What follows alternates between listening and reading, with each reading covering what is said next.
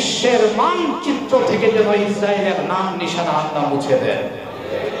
পক্ষে ইসরায়েলের বিপক্ষে।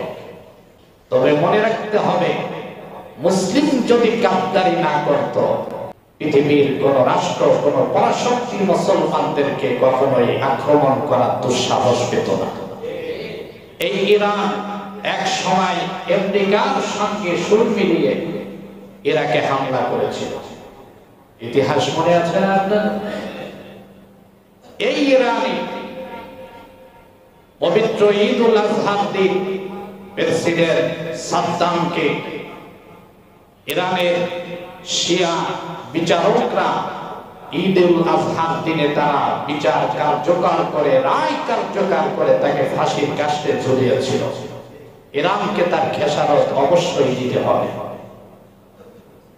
তবে ইরানের সঙ্গে আমাদের মুসলমানদের বোঝাপড়া আছে, কিন্তু যাই থাকুক, বর্তমান এই পরিস্থিতিতে প্রত্যেকটা মুসলিম ইসরায়েলের বিপক্ষে, ইরানের পক্ষে, ঠিক কিনা বলে?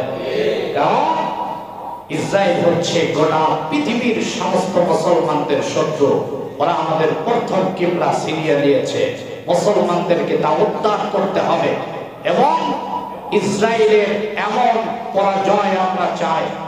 ইরানের খামেনি আমেরিকার প্রেসিডেন্ট কে বলেছে যে তোমরা আমাদেরকে যুদ্ধের ভয় দেখিয়ে লাভ দেয়, যদি আমাদের সম্পর্কে জানতে হয় তাহলে কারবালার ইতিহাস পড়ো। আমাদের ইতিহাস তো কারবালার ইতিহাস। আগামী মাসেই মুহররম আসতেছে, আমরা আল্লাহর কাছে দোয়া করি আল্লাহ যেন আগামী 10ই মুহররমের আগে যেন ইরানের হাতেই ইসরায়েলকে এমন পতন দেয়, বিশ্বের মানচিত্র থেকে যেন ইসরায়েলের নাম নিশানা আল্লাহ মুছে দেন।